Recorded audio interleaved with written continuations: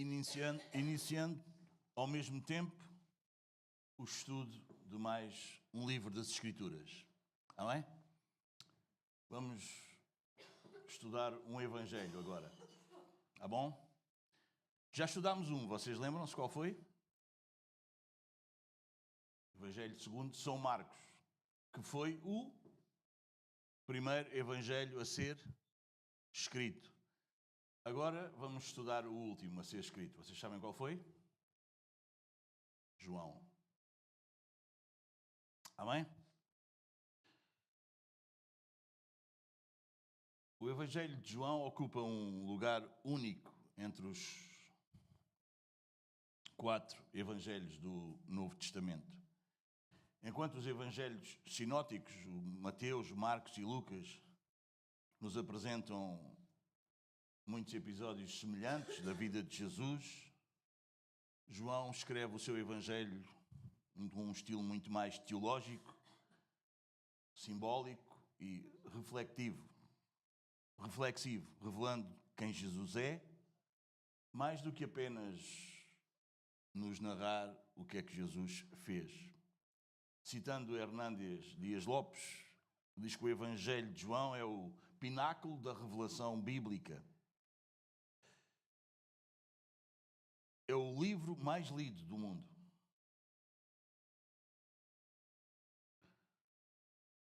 A mensagem que ele contém tem sido um instrumento poderoso nas mãos de Deus para levantar multidões sem conta. Para levar, aliás, multidões sem conta aos pés do Senhor Jesus. Estudarmos este livro, amados, é como quem entra no Santo dos Santos, quem vai além do véu e consegue contemplar as glórias do Filho de Deus. É como se nós tivéssemos que nos descalçar. Vocês entendem? A simbologia, porque estamos em Terra Santa. Tradicionalmente, e a maior parte dos teólogos, eles atribuem este Evangelho a João, claro, um dos 12. Ele é muitas vezes e frequentemente identificado como o discípulo a quem Jesus amava. Ele era um dos próximos, dos mais próximos de Jesus. O Evangelho provavelmente foi escrito no final do século I. Já os outros apóstolos estavam mortos, eles tinham sido martirizados. Os outros evangelhos já circulavam pelas igrejas, pelas comunidades, há mais de 40 anos, quando este evangelho foi escrito. Na altura, João estava em Éfeso, num contexto em que as comunidades cristãs já enfrentavam muitas perseguições e já tinham bastantes debates teológicos sobre a identidade de Cristo. O objetivo de João é conduzir-nos à fé em Cristo, claro, à experiência da vida eterna, e ele entendia isso como comunhão com Deus. Algumas características especiais e principais em João. Ele tem uma cristologia muito elevada, é apresentado Cristo como o Verbo, o Logos eterno de Deus, que se fez carne. Ele usa sinais em vez de milagres. João fala em sinais que revelam a identidade divina da pessoa de Jesus. Água em vinho, cura do cego, a ressurreição de Lázaro, entre muitos outros. João tem discursos profundos, longos ensinamentos sobre a vida eterna, a luz, verdade, o amor, o Espírito Santo. Muito simbolismo, luz e trevas, água viva, pão da vida, pastor, videira. Tem uma grande ênfase no amor. Claro, o amor é o centro da vida cristã e do relacionamento com Deus. Os seus temas centrais são a identidade de Jesus como verdadeiro Deus e verdadeiro homem. A fé como caminho para a vida eterna. O amor como um mandamento fundamental, ou como o mandamento fundamental. O Espírito Santo como consolador e guia. E a vida eterna que, como João nos explica muito bem, não vai ser só lá adiante, mas é já iniciada a partir do momento em que o Senhor regenera o nosso coração e nós nascemos de novo. A importância para os cristãos deste Evangelho. O Evangelho de João é especialmente querido por causa da sua mensagem, que tem uma profundidade espiritual, uma linguagem muito acessível. Ele é muito utilizado nas catequeses, na evangelização, até inclusive na nossa vida devocional, na nossa oração pessoal. Ele convida-nos, como leitores, não apenas a conhecer Jesus, mas a nos relacionarmos com Ele. E todas estas coisas são inegociáveis. Porque, como nós temos aprendido, irmãos, cristianismo não é um sentimento, nem é uma experiência subjetiva. Cristianismo é a verdade que nos foi revelada. Toda vez que a Igreja se enfraquece, o problema nunca é falta de emoção, mas é sempre confusão sobre quem Cristo é. Em João, no capítulo 8, versículo 32, nós temos o versículo que nos diz, e vocês conhecem muito bem: conhecereis a verdade. Vocês podem dizer o resto, não podem? E a verdade vos libertará. João começa exatamente onde todo o discipulado deveria começar, na identidade de Jesus.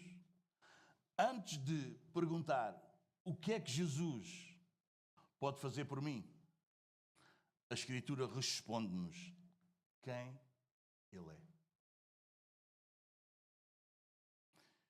Ninguém começa a construir uma casa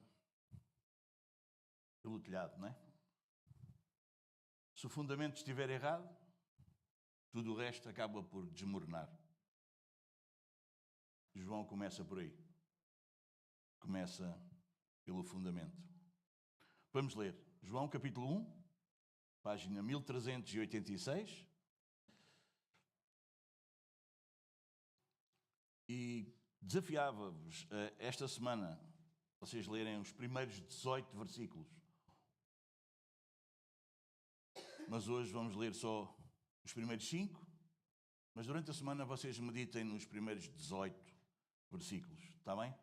Bom, eu não sei se vou conseguir falar acerca dos 5. Vou tentar. Temos um problema sempre com o relógio. Vamos ler as Escrituras então. No princípio era o Verbo. E o Verbo estava com Deus, e o Verbo era Deus. Ele estava no princípio com Deus. Todas as coisas foram feitas por intermédio dele, e sem ele nada do que foi feito se fez. A vida estava nele, e a vida era a luz dos homens. A luz resplandece nas trevas, e as trevas não prevaleceram contra ela. Vamos orar.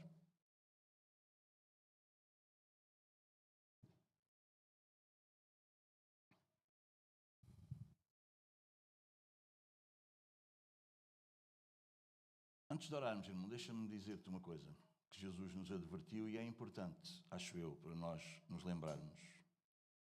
Meus amados, que o Senhor nos guarde de nós orarmos a Ele, de nós o adorarmos, de nós o louvarmos com os nossos lábios e não com o nosso coração. Lembra-se a advertência que Ele fez? Este povo me adora com os lábios, mas o seu coração está longe de mim. Meus amados, quando vocês ouvem uma oração e vocês dizem o amém, irmãos, façam-no de maneira que as palavras que nós vamos dirigir ao Senhor tenham eco e concordância no nosso coração. Palavras para Deus são palavras e pouco valerão se o nosso coração não estiver nelas. Amém, meus amados? Vamos orar, meus queridos. Senhor nosso Deus e Pai, colocamos-nos agora diante da Tua Palavra, com reverência e santo temor. Reconhecemos que não é a nossa inteligência que nos conduz à verdade, mas sim o Teu Espírito Santo que ilumina os nossos corações. Ao abrirmos João, capítulo 1, do versículo 1 a 5, pedimos, Senhor, que Tu nos leves além das palavras. Leva-nos a contemplarmos a glória do Verbo eterno, aquele que é Deus, que estava contigo desde o princípio, que é a fonte da vida e da luz. Remove de nós toda a distração, todo o orgulho, toda a superficialidade. Dá-nos olhos para ver, Senhor, uma mente para compreender e um coração humilde para Te obedecermos. Que a Tua luz resplandeça em nós. Que ela revele quem Cristo é. Que a Tua palavra e o Teu Espírito transforme quem nós somos. Que este estudo não seja apenas informação, mas seja adoração a Ti, arrependimento e fé renovada. Senhor, nesta manhã nós oramos mais uma vez, confiantes, no nome do Senhor Jesus Cristo, o Verbo eterno. E todos dizemos amém. Podemos ficar sentados. Porque é que eu vos disse para, durante a semana, vocês, desafiei-vos a lerem e meditar nos versículos 1 a 18 do capítulo 1. Porque isso é o prólogo do Evangelho de João. Para quem não sabe o que é o prólogo é um recurso de texto utilizado antes do primeiro capítulo de qualquer livro, de um livro. Funciona como uma preliminar da história, trazendo informações paralelas ao discurso central. Este formato do prólogo surgiu na Grécia Antiga como uma espécie de monólogo antes do início de peças de teatro. Vamos ver o prólogo como um portão, a porta do Evangelho. Estes 18 versículos do primeiro capítulo é como o pórtico do templo, onde nós entramos por ele. E quando nós entramos por este prólogo, nós já conseguimos entender o que é que se vai passar lá dentro, ou nós já conseguimos entender o que vai acontecer no resto do Evangelho.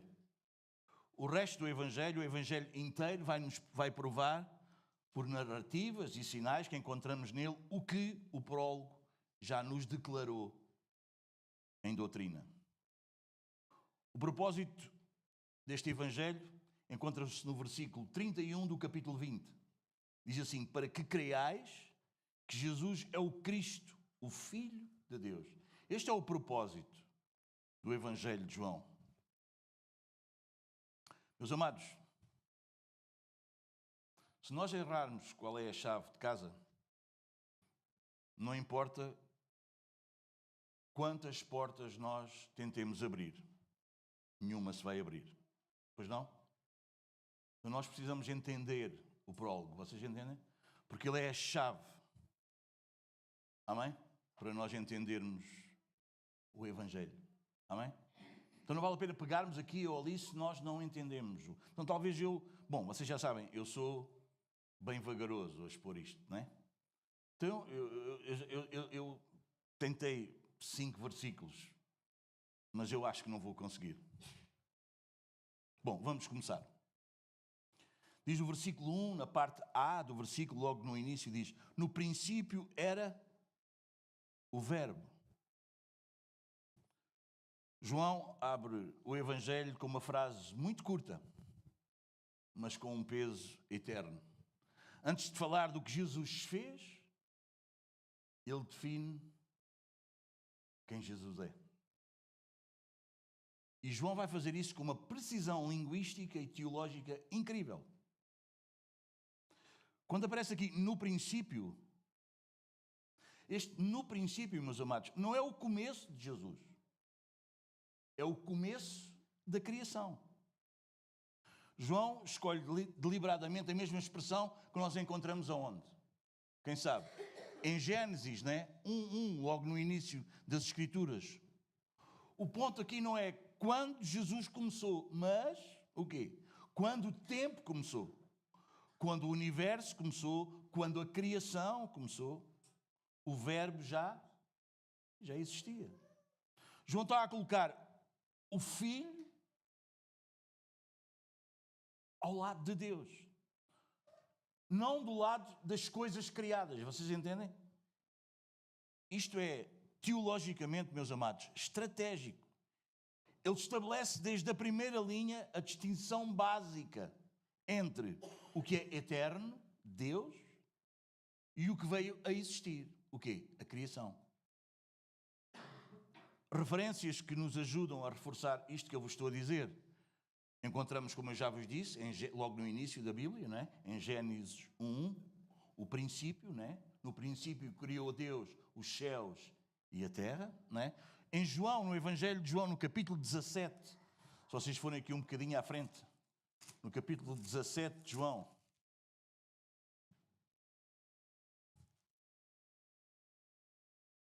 na oração sacerdotal de Jesus, olha o que Jesus vai dizer no versículo 5. E agora, quando ele está a orar ao Pai, e agora glorifica-me, ó Pai, contigo mesmo, com a glória que eu tive junto de ti, antes que houvesse mundo.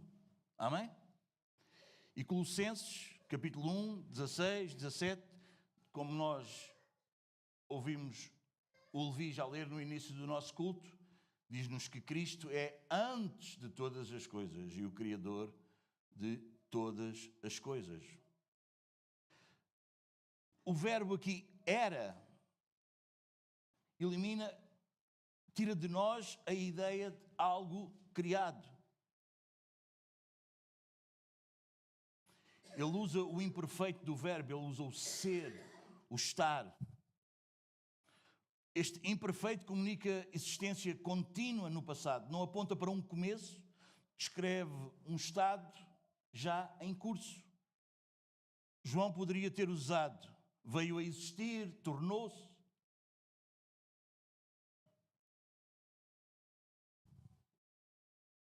Ele vai usar esse verbo um pouco mais à frente, no versículo 3, quando ele vai falar da criação, para aquilo e para tudo aquilo que entra no tempo, mas para o logos, para o verbo, ele usa era. Não veio a ser, mas era. Aqui temos um resumo teológico do contraste muito importante. Logos, o verbo já existia continuamente, ele é eterno. Os irmãos entendem? A criação, eu tenho aqui as palavras em grego, mas eu tenho uma dificuldade em ler, não vale a pena estar-vos a passar isto. Mas criação, quer dizer, veio a existir, é algo criado. Isso protege o texto contra qualquer cristologia que diga que Jesus é o primeiro ser criado, ou um ser exaltado dentro do universo. João não permite, de modo algum, essa leitura. Os irmãos entendem? Quão importante é isso?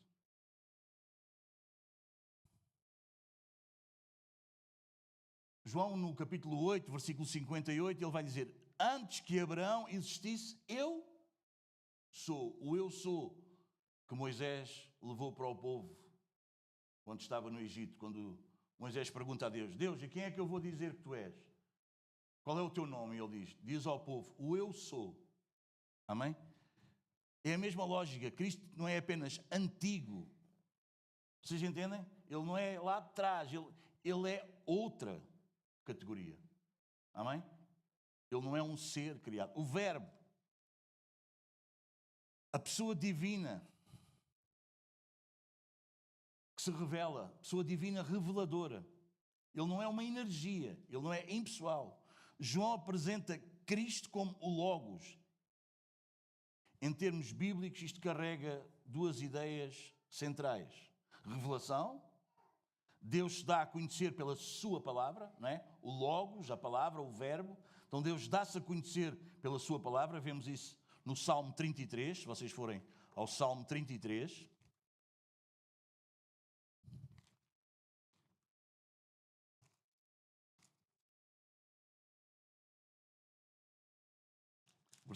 versículo 6, página 766 do Antigo Testamento. 33:6 diz: os céus por sua palavra se fizeram, e pelo sopro de sua boca o exército deles. No Novo Testamento, em Hebreus,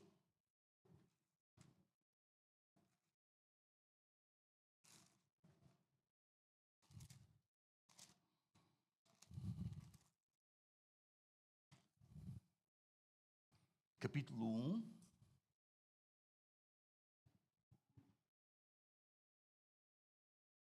versículos 1 e 2.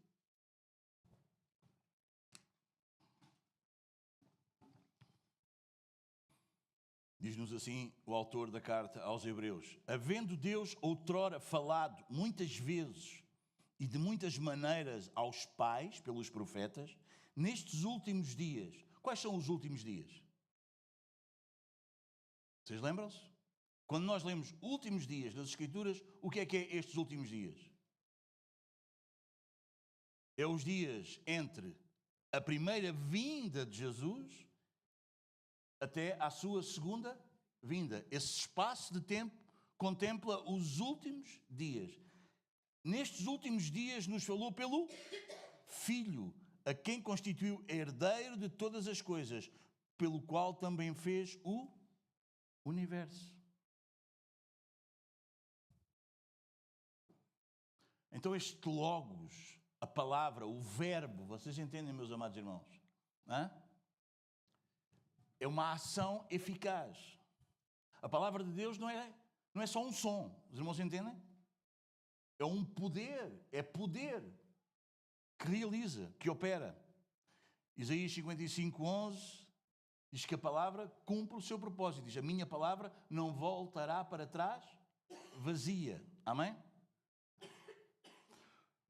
Precisamos observar que João não nos diz uma palavra, mas ele diz o verbo, que é definido, singular, pessoal. O Logos não é uma força, não é um princípio, uma ideia, não. O restante do prólogo vai nos deixar isso incontornável. Versículo 3, vemos que ele cria. Versículo 3 de João, não é? Diz: todas as coisas foram feitas por intermédio dele, e sem ele nada do que foi feito se fez. Versículo 4, vimos que ele possui vida, a vida estava nele e a vida era a luz dos homens. Amém? E versículo 14, que nós não lemos hoje, mas podemos ler, diz: e o verbo se fez carne e habitou entre nós, cheio de graça e de verdade, e vimos a sua glória como glória do unigênito do Pai. Então ele entra na história. Então não é uma força, este verbo não é uma força, não é um princípio, não é uma ideia.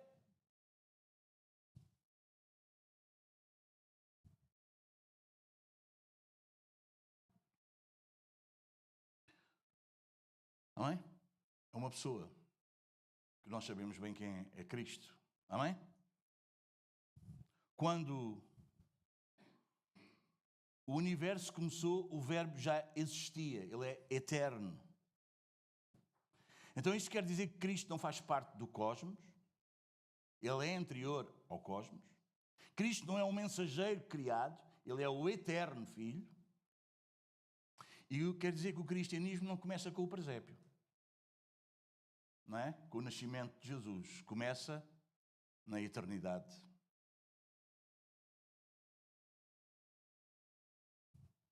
Porquê é que João começa desta maneira? Porquê é que ele começa assim?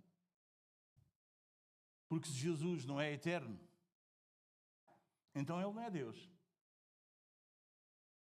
Ele seria um ser criado e não Deus.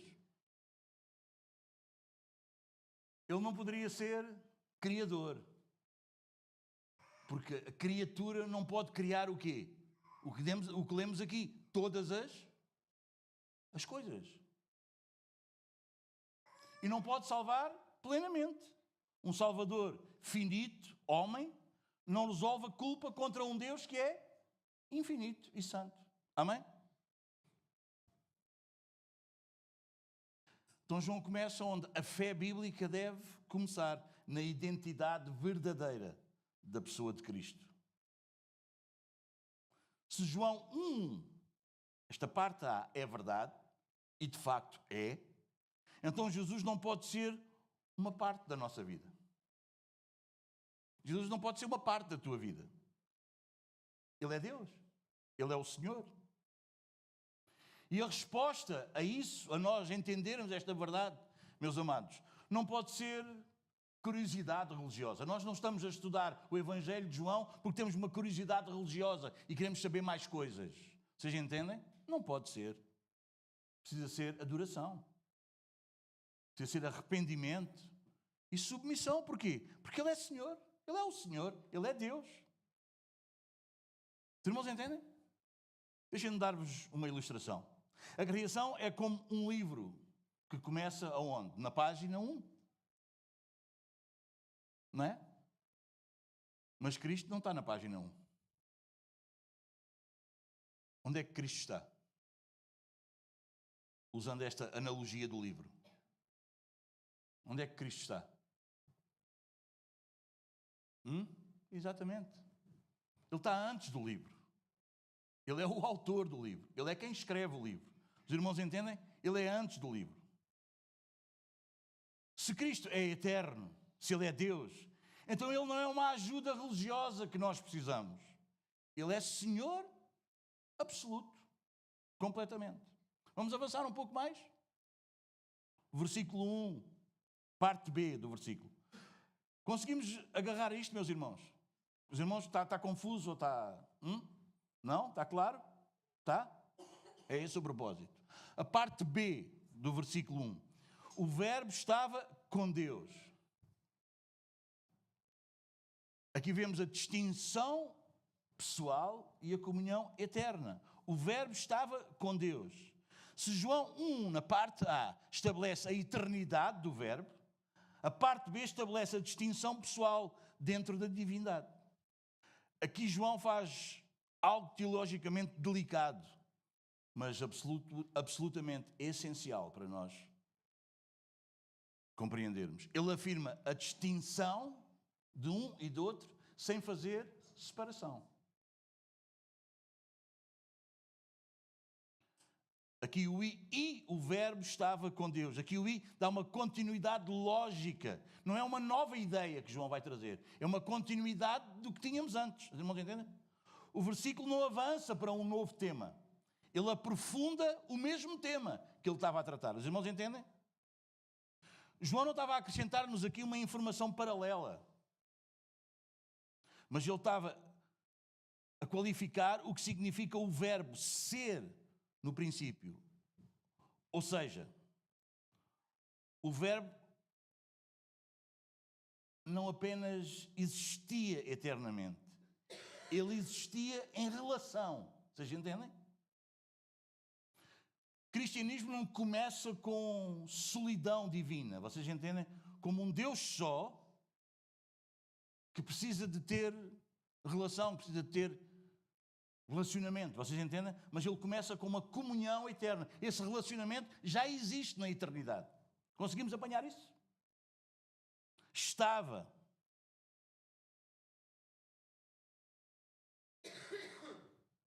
João repete o verbo.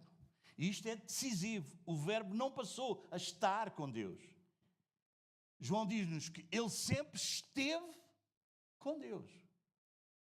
Conseguimos perceber quão precioso é isto e quão profundo e importante é isto? Por causa de muitas heresias que se levantam. A comunhão entre o Pai e o Filho não teve início. Porque eles são eterno. E o que é eterno? É algo que não tem princípio nem fim. Esta comunhão, esta relação entre pai e filho não começou na encarnação, não é? Nós vimos isso quando falámos sobre o nascimento de Jesus, quando pregámos sobre o Natal, nem na criação, nem no decreto eterno. Esta comunhão é eterna. Esta relação é eterna, como o próprio Deus é eterno.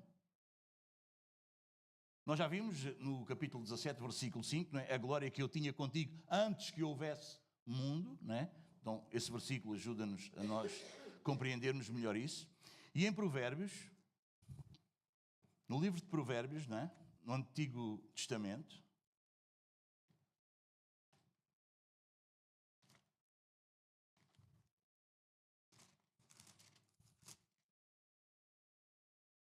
quando nos fala da sabedoria, no versículo 30, a eternidade da sabedoria, no versículo 30 diz: E então eu estava com ele, e era seu arquiteto, dia após dia eu era as suas delícias, folgando perante ele em todo o tempo. Amém?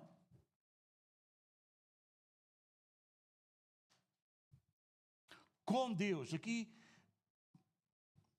vou tentar passar isto para vocês no grego, é proston theon. Aqui é o coração do versículo.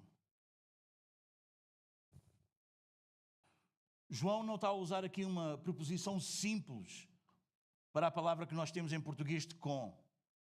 Ele usa o prós, carrega a ideia de movimento em direção a. Carrega dentro desta expressão o relacionamento pessoal. Vocês entendem? Uma orientação face a face. João está aqui a ter uma linguagem relacional, de relação, não de espaço. Vocês entendem? Não espacial, um aqui e outro. Vocês entendem? Não, João está-nos a falar de uma relação um com o outro. Vocês entendem? O verbo estava voltado para Deus, numa comunhão consistente, num relacionamento pessoal, ativo. Então isto vai eliminar o quê? Qualquer ideia que o logos, o verbo, seja uma força impessoal, um atributo abstrato ou uma manifestação temporária de Deus. Isso retira isso de nós. Com Deus, mostra-nos uma distinção real de quê? De duas pessoas. Amém? João diz-nos claramente, o verbo estava com Deus. O que é que isso significa? Que o verbo não é o Pai. Que o verbo não é uma forma temporária do Pai. E nem é o Pai agindo com outro nome.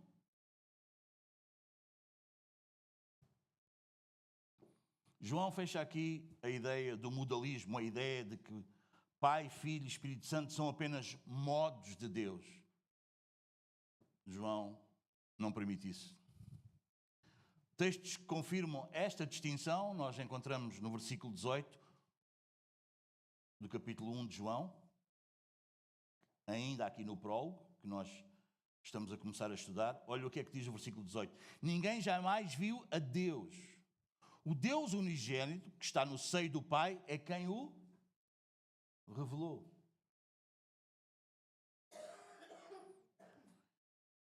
Na oração sacerdotal de Jesus,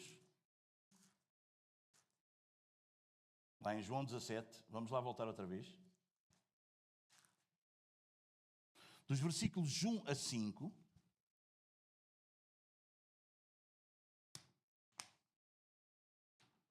mostram-nos essa distinção. Tendo Jesus falado estas coisas, levantou os olhos ao céu e disse: Pai, é chegada a hora, glorifica a teu Filho, para que o Filho te glorifique a ti. Assim como lhe conferiste autoridade sobre toda a carne, a fim de que ele conceda vida eterna a todos os que lhe deste. E a vida eterna é esta. Qual é a vida eterna?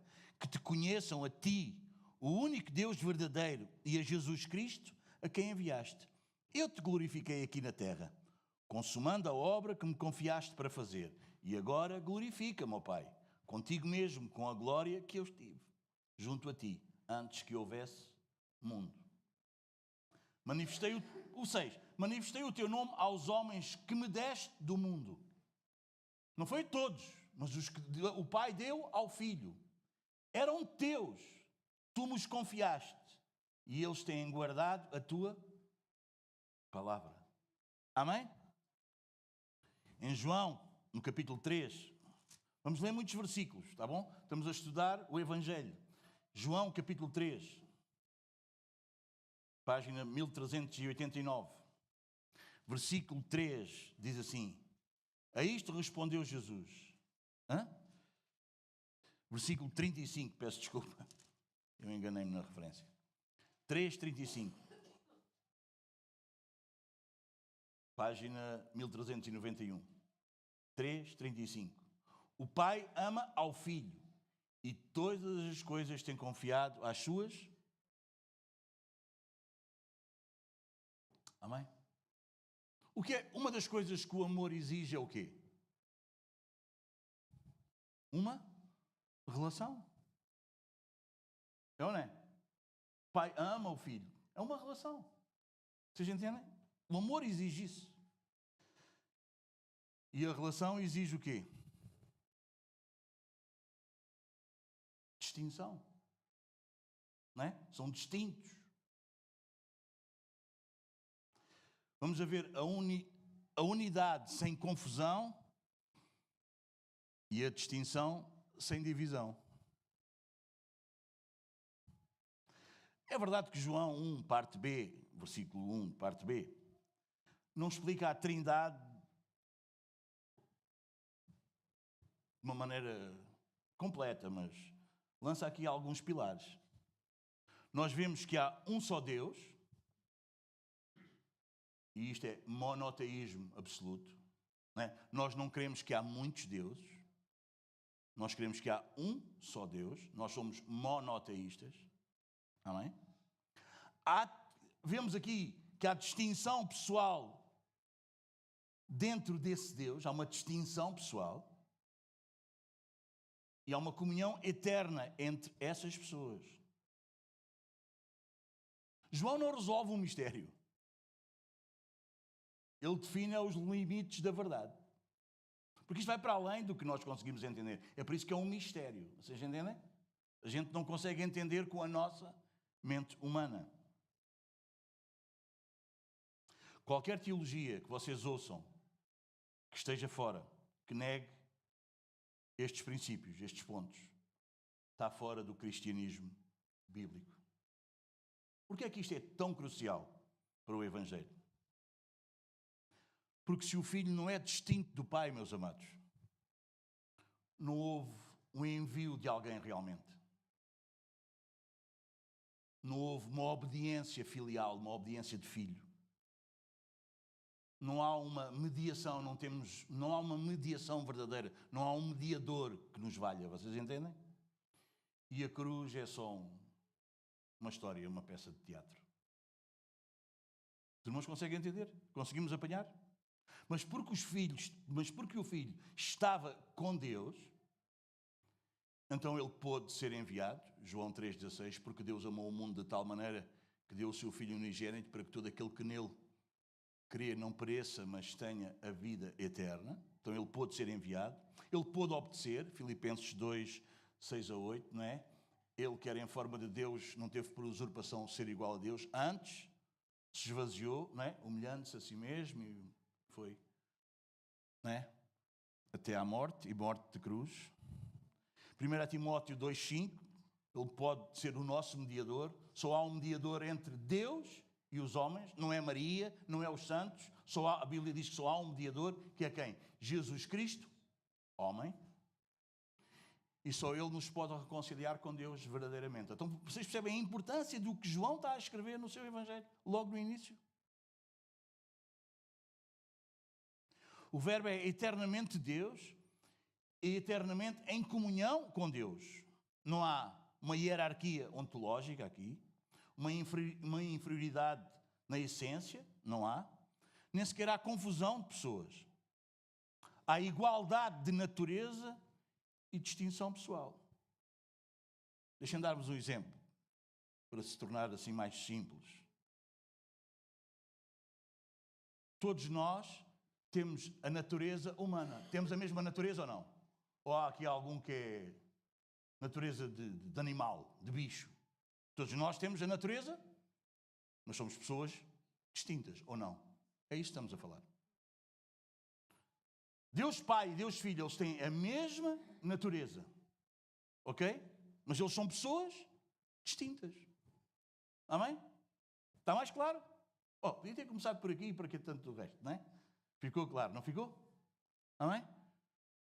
É isso que João nos está a dizer. E isso é importante, irmãos. Isso é muito importante. Deus criou por como é que eu hei de dizer isto? Deus criou porque Deus transbordou de amor.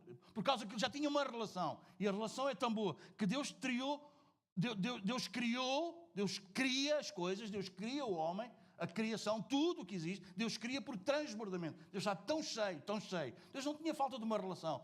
Deus estava sozinho, não é? Lá no céu, e então precisava de ti, de mim, para ter uma relação. Não, Deus é Deus, Deus está plenamente satisfeito nele mesmo, Deus tinha uma relação, Deus amava perfeitamente, completamente. Vocês estamos a entender? Então, quando Deus cria, Deus não cria por necessidade, Deus cria por transbordamento, por mais da sua natureza. Amém, meus amados? É por isso que quando Ele nos salva, meus amados irmãos, Ele não nos chama apenas para nós sermos pessoas perdoadas. Agarra isso que é importante. Ele chama-nos para a comunhão. É por isso que é muito difícil, pelo menos para mim, acreditar que uma pessoa é salva e ela não comunga na igreja. Porque Deus salva para a comunhão. Essa é a essência, essa é a natureza de Deus. Amém? Primeira carta de João vai nos deixar isso bem claro. Vai ou não? Se tu dizes que amas a Deus que não vês e não amas o teu irmão que vês, o que é que João diz que é? É o quê? Mentiroso. Amém? Eu e Deus é que sabe de mim. Igreja, não posso com a igreja. Aquilo é uma cambada de hipócritas. Bem-vindo ao clube. É ou não é? Todos nós já tivemos um pouco de hipocrisia. E se não for o Senhor ter misericórdia de nós, continuamos uns belos hipócritas. Porque temos uma tendência na nossa velha natureza, na nossa carne, de parecer religiosos, em vez de ser santos. Amém? Amém? De ter uma encenação, em vez de termos uma relação. Amém? Quando Deus nos salva, não é só para nos perdoar, não é? Eu acredito que Deus perdoou os meus pecados. Essa pessoa não está na igreja, não está ligada à igreja. Isto não é conversa de pastor para ter clientes. Isto é Bíblia. Irmãos, entendem? E João explica isso. Porque essa é a essência, essa é a natureza de Deus. Vocês entendem? Comunhão, relação. Amém? Então isso acontece. Deus chama-nos para a comunhão. Deus chama-nos para Ele mesmo. Primeira carta de João, cá bem no final da Bíblia, a primeira carta de João, no capítulo 1,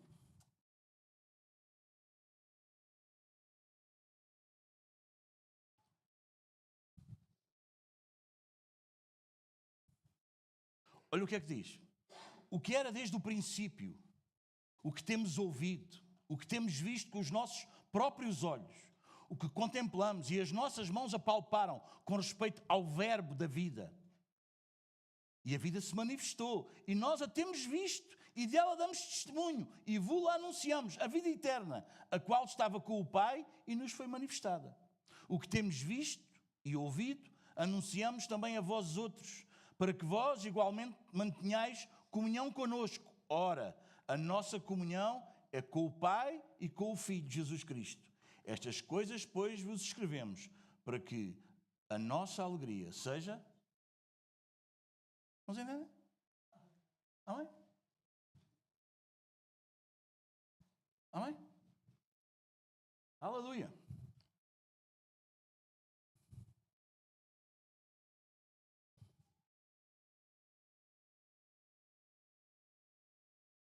Fé cristã nunca é individualismo.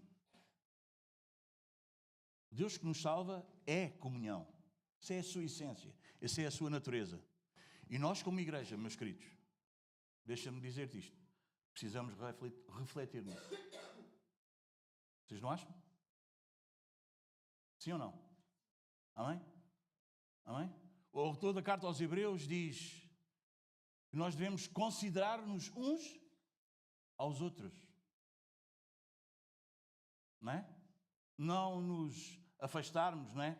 Deixarmos de congregar, como é costume de alguns. Antes, admoestemo-nos uns aos outros, já que o dia está próximo. Nos admoestemos ao amor e às boas obras. Comunhão faz parte de quem nasceu de novo, irmão. Amém? Faz parte de quem nasceu de novo. Alguém nascido de novo, alguém que Deus transforma o coração, tem todo o prazer, não é só estar ao domingo, isso, claro que isso faz parte, mas tem todo o prazer em ser membro do outro. Igreja é, nós somos membros, nós não somos membros de uma coisa abstrata, nós somos membros uns dos outros. Paulo chega a dar o exemplo do nosso corpo, não é? Amém? É por isso que nós somos todos diferentes uns dos outros. Imaginem que fosse todos nariz, ou todos mão, ou todos ouvido. Não, tudo faz falta, meu amado. Tudo faz falta. Tudo faz parte desta comunhão santa. E comunhão é a natureza de Deus, é a essência de Deus. E nós, como igreja, somos chamados a refletir nisso. Amém? Bom, vamos avançar. Parte C do primeiro versículo. Eu não sei o que é que se passou, mas hoje isto não está a andar. Por isso, está tudo bem. Nem sei a quanto é que vou. Oh, está 0, 0, 0. Está da mesma maneira hoje. Ajudem-me. Há quanto tempo estou a ouvir? 46. Quando tu vires que já chega, faz assim aquela cara. Tá bom? Parte C do versículo 1. E o verbo era Deus. Bom, vamos ver aqui o quê? A natureza do verbo.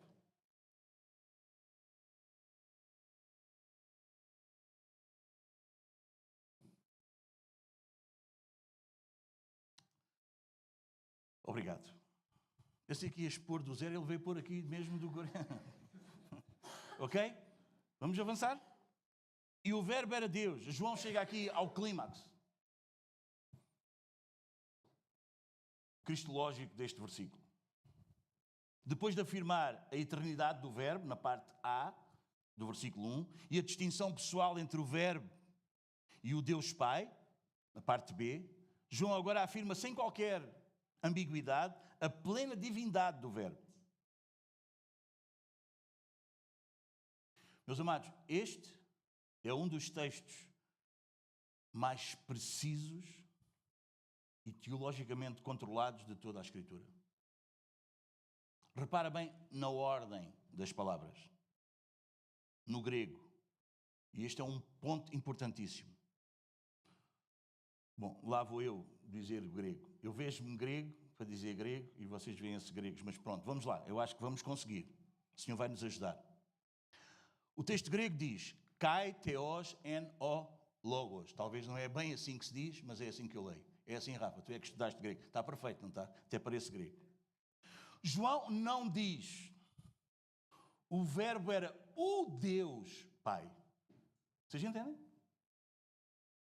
O verbo era Deus. Percebem? Mas diz, o verbo era Deus. Quer dizer que é divino na sua essência. Esta ordem não é um acidente.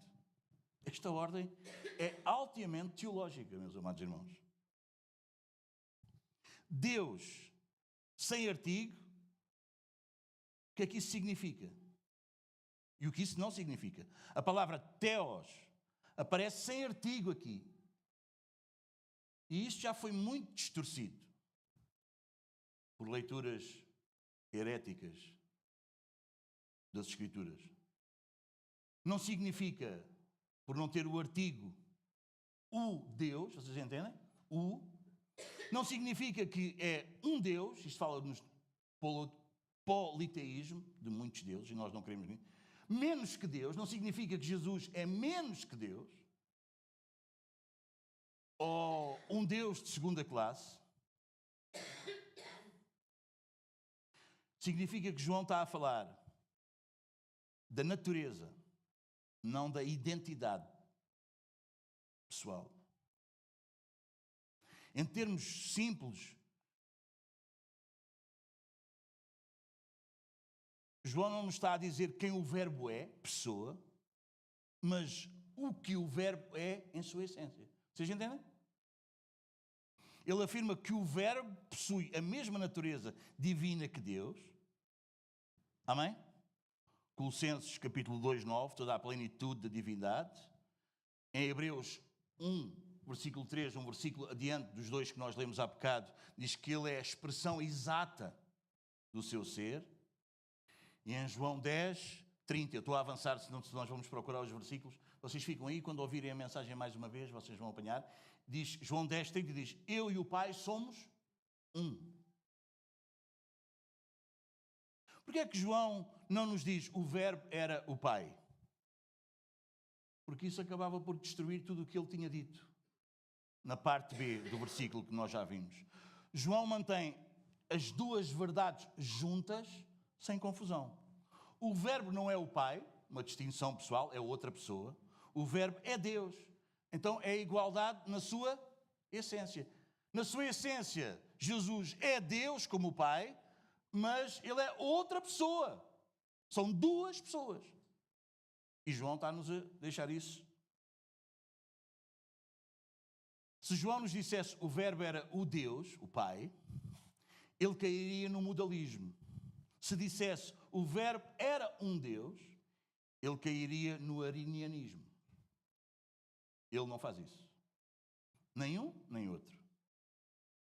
E isto é precisão teológica ao mais alto nível. Amém? Como vocês veem, não dá para ler a Bíblia de óculos escuros na praia, não é? Bom, se quiseres ler a Bíblia na praia, lê. Mas vocês entendem o que eu quero dizer com essa analogia, não é? Não dá para nós lermos a Bíblia. Bom, a gente abre a Bíblia e agora deixa ver o que é que... Não, meus amados. Não, meus amados.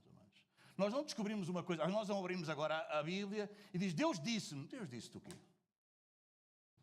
Bom, talvez Deus pode dizer-te alguma coisa, mas o que Deus te disse tem que ter a ver com tudo o que Deus disse neste livro.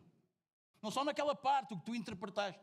Porque nenhuma interpretação, nenhuma revelação da palavra é de particular interpretação. Vocês entendem? Não é uma coisa que Deus me diz só a mim. Deus me disse só a mim. A igreja não começou ontem. Não começou na América, não começou com os brasileiros, como alguns dizem. Não começou. Não. Vocês entendem, meus amados irmãos?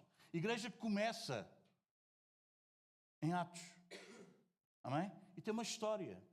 Não és tu agora que chegas aqui, ou eu que abrimos, e agora a gente descobriu aqui, uau, Deus, e não, isso não está em mal lado nenhum, não, mas Deus falou comigo. Eu às vezes tenho muita dificuldade quando as pessoas dizem, Deus falou comigo, eu tenho muita dificuldade nisso. Quando alguém me diz, Deus falou comigo, diz, então qual é o versículo? Os irmãos estão a entender? Porque eu tenho muita dificuldade nisso. Mas ele andou 40 anos no deserto, Deus falou 3 vezes com ele. Entendem? Amém, meus amados? Precisamos ter cuidado com isso. Então é importante nós estudarmos as Escrituras, acompanhados por o quê? Pelas Escrituras. Porque as próprias Escrituras se interpretam ela mesma. Este livro é livro de um autor. Qual é o nome do autor? Então, Gênesis não se pode contradizer com João. João não se pode contradizer com Apocalipse. Nem com Neemias, nem com Salmos. Amém? Porque Deus não se contradiz. Então nós temos que estudar as Escrituras à luz das Escrituras.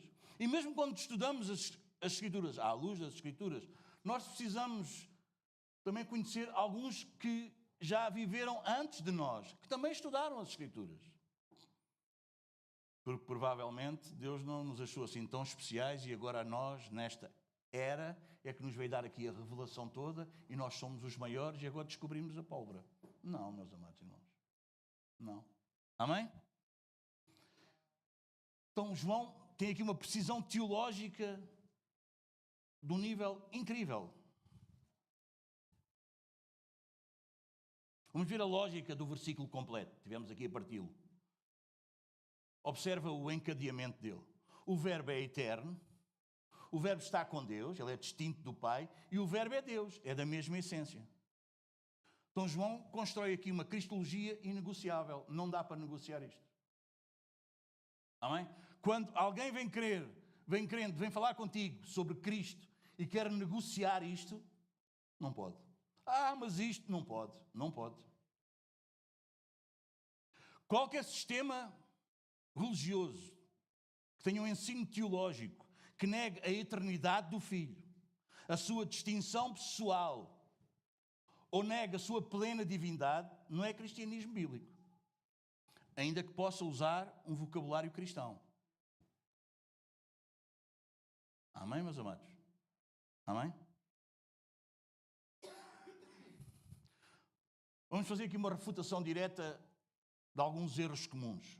O arianismo. Vocês ficam, arianismo o quê? Testemunhas de Jeová. Eles dizem, o verbo era um Deus. João jamais permitiria essa leitura. O contexto inteiro exige divindade plena. Amém? Ele não é um Deus, ele é Deus. Irmãos, entendem? Amém? Sim ou não? Vamos entender? Modalismo. Pai e filho são a mesma pessoa. João não deixa que isso passe. João afirma uma relação real, verdadeira, é verdade, com Deus. Então são duas pessoas, não a mesma pessoa. Amém, meus amados? Amém? Amém?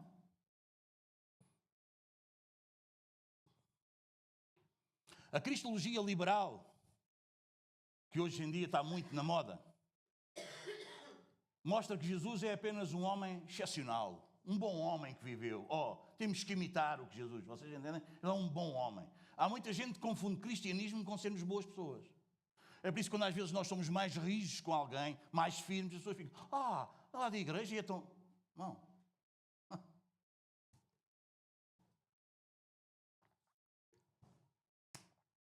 Cuidado com esse cristianismo liberal. Com sermos bonzinhos. Não é? Esse vê-se logo que é lá da igreja. É uma paz quando a gente está com ele. Uma paz, a gente vê logo que ela... Eu vi logo que era lá da igreja. Aquilo. Sabe o que é que às vezes estão a dizer que é paz? É gente que o outro está a enganar e ele fica calado. O outro está a fazer o que não deve e ele não abre a boca. O outro está a consumir drogas e só porque ele bebe Coca-Cola e não bebe álcool, nem sequer exorta ao outro que ele está a caminho do inferno. Vocês entendem? Mas é boa pessoa. A gente está com... um rapazinho maravilhoso, pá. Mesmo, aquilo é mesmo, ele nunca... Não, irmãos, não. Se nós amamos o bem, nós temos que odiar o mal. É contra a natura. Luz e trevas não têm comunhão. Amém? Os irmãos entendem? Não é? Vocês percebem? Não quer dizer que temos que ser brutos, que temos que ser mal educados. Quer dizer que uma coisa é uma coisa, outra coisa é outra coisa. Mas este cristianismo liberal leva a isso. João não diz que Cristo é um homem especial, excepcional, muito bom. Aliás, quando vem alguém ter... Lembram-se? Quando vem alguém ter com Jesus e diz, bom mestre. O que é que Jesus disse? Porquê é que tu me chamas bom? Se bom só há um, que é Deus. Jesus sabia o que é que ele estava a querer dizer, não é? Jesus conhece-nos. Não só o que dizemos, mas o que nós queremos dizer. Bom mestre, que hei de fazer para herdar a vida eterna? Não é?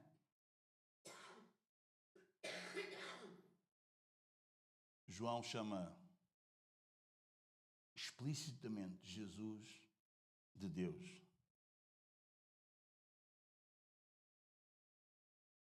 Então, isto tem implicações teológicas inevitáveis para a nossa vida, ou não?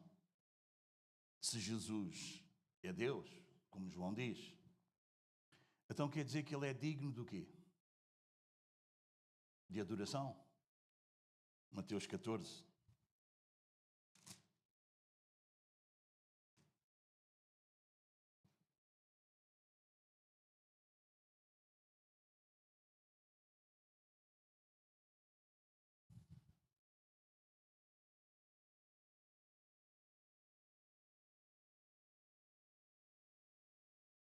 Versículo 33, quando Jesus anda sobre o mar, depois dos discípulos estarem cheios de medo e confundirem-no com um fantasma.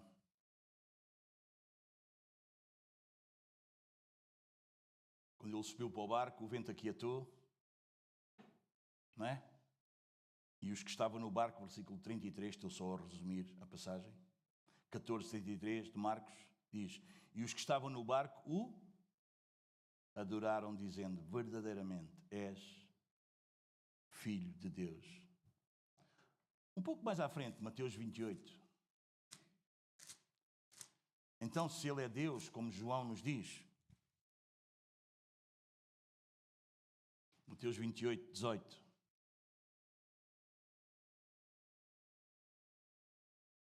O que é que Jesus diz aos discípulos na grande comissão? Jesus, aproximando-se, falou-lhes, dizendo: toda a autoridade me foi dada no céu e na terra. Então, se ele é Deus, ele tem autoridade absoluta. Hebreus, capítulo 9.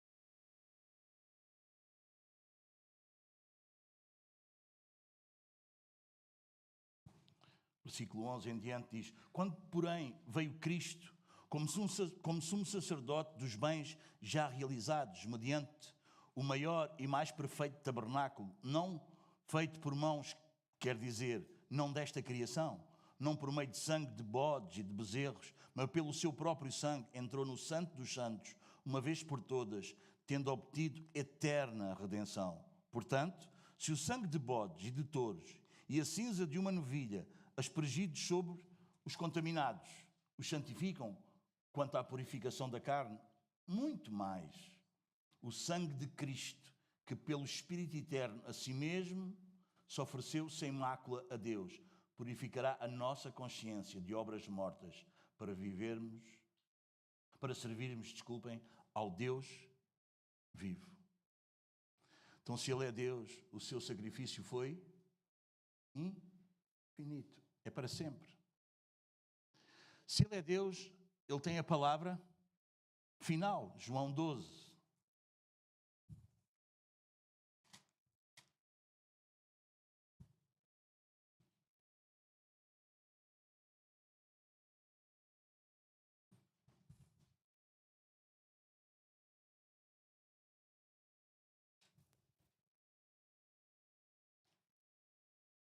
(44 a 48). Jesus clamou dizendo, isto é um resumo do ensino de Jesus aqui em João. Jesus clamou dizendo: quem crê em mim, ou quem crê em mim, crê não em mim, mas naquele que me enviou. E quem me vê em mim, vê aquele que me enviou. Eu vim como luz para o mundo, a fim de que todo aquele que crê em mim não permaneça nas trevas. Se alguém ouvir as minhas palavras e não as guardar, eu não o julgo. Porque eu não vim para julgar o mundo, e sim para salvá-lo. Quem me rejeita e não recebe as minhas palavras, tem quem o julgue. A própria palavra que tenho proferido, essa o julgará no último dia. Então ele tem a palavra final, porque ele é Deus. Meus amados, um Cristo que não é Deus não salva. Um Salvador criado pelo homem não resolve a culpa contra um Deus infinito. E um Deus santo, santo, santo.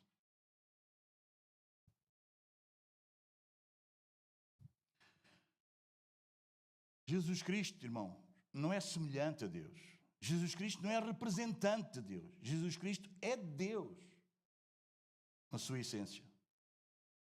Embora ao mesmo tempo Ele não é o Pai, Ele não confunde pessoas, Ele divide a divindade.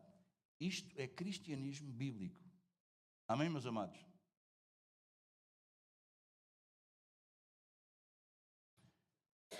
E se Jesus é Deus, não é? Ele não pede espaço no teu coração. Ele exige o quê? senhorio, Ele é Senhor, Ele é Deus. Vocês percebem? Vocês percebem? Dá lugar a Jesus no teu coração. Ele é Deus, Ele não precisa que tu dês lugar. Ele é Senhor. Amém? Ele é Senhor. Amém? Ele não precisa de espaço. Tudo é dele. Amém? Tudo foi criado por Ele. E quando Ele decide, tu és meu, Ele vai trabalhar em ti. E esse espaço vai aparecer. Conseguimos entender? Ele não aceita neutralidade. Amém? Não há. Vocês percebem? Não há um terceiro caminho. Vocês percebem? Não há uma terceira via. Não há. Bom, há os que seguem Jesus, não é? Há os que não seguem Jesus e depois há aqueles que andam ali no meio. Isso não existe, irmãos. Não há zona neutra. Não há uma terceira via. Ou tu tens Cristo, ou tu não tens nada. Porque Cristo não é só o que nós precisamos. Cristo é tudo o que nós temos. Fora dele, não há nada, meus amados. Ele não é um acessório da fé. A única resposta coerente a estes versículos, meus amados, ou melhor, a este versículo, ainda não saímos do primeiro e eu acho que não vamos sair. Vamos terminar. A única resposta coerente é o quê? Arrependimento, que até é o Senhor que nos concede.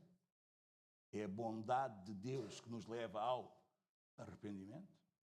Não é? A fé, que é Deus que nos dá. Não é? Nós somos salvos pela graça, por meio da fé.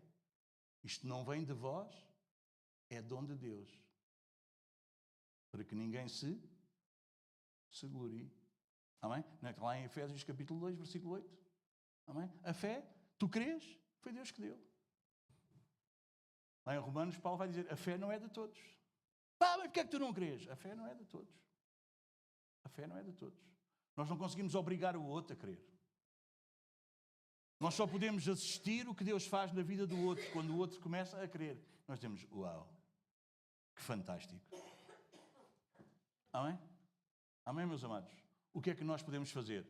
Nós sabemos que a fé vem por ouvir e ouvir a palavra. O que é que nós temos que fazer? Anunciar a palavra, sermos fiéis à palavra, falar a palavra, pregar a palavra, ensinar a palavra, expor a palavra, e a palavra vai fazer o trabalho. Porque a fé vem por ouvir e ouvir pela palavra de Cristo. O que nós temos que pregar é Cristo, o Cristo da Bíblia, não um Cristo que às vezes as pessoas querem ouvir, mas o Cristo das Escrituras. Amém? Então, o que é que este versículo 1 exige de nós? Se Ele é Deus, arrependimento, fé e o quê? E se Ele é Deus, Ele é Senhor. Uma submissão total. Amém? A um Senhor, digam-me lá, a um Senhor diz não. Se nós dizemos não a um Senhor, Ele já não é Senhor, somos nós o Senhor. Ou não? Se Ele é Senhor, é Senhor. A um Senhor não se diz não. É por isso que a obediência é para filhos. Nós não conseguimos ensinar boas práticas, mesmo na educação dos nossos filhos. Nós devemos educar os nossos filhos, irmãos, a eles terem boas práticas. Mas cuidado, se tu só ensinas práticas. Nós não queremos filhos bem comportados. Só. Nós queremos filhos convertidos. Não sei se apanhaste. Sim? Porque há gente muito bem comportada, moralmente impecável, que está no inferno. Porque uma das coisas que o inimigo da nossa fé faz é muitas vezes nós sermos pessoas moralmente corretas, mas não sujeitas ao senhorio de Cristo. Porque Ele sabe que com isso nós não chegamos ao céu. Ninguém chega junto do Senhor por ser correto, por ter um bom comportamento. Amém? Por obras. Nós só chegamos através de Cristo. E uma das coisas que, através dos séculos, Satanás, o diabo, o adversário, a serpente, o enganador, faz na vida dos homens é, deixando-os ser pessoas moralmente corretas, pessoas muito certinhas, mas que não se sujeitam ao senhorio de Cristo. Ele sabe que essas pessoas vão chegar lá à frente enganadas, porque o que é que nós ouvimos muitas vezes? Eu devo ir para o céu, eu não fiz mal a ninguém, eu não matei ninguém, eu até me porto como deve ser, eu trato bem todas as pessoas, eu sou uma pessoa... É ou não é verdade o que nós ouvimos? Pois, deixa-te estar nesse caminho que tu vais... Esse caminho vai-te levar direitinho para longe de Deus. Amém, meus amados? Porque só há salvação em Cristo. Amém? Amém, meus amados? Vamos adorar o Senhor? Foi um bom início? Peço desculpa, só deu o versículo 1. Quer dizer que vai demorar um bocadinho, não vai?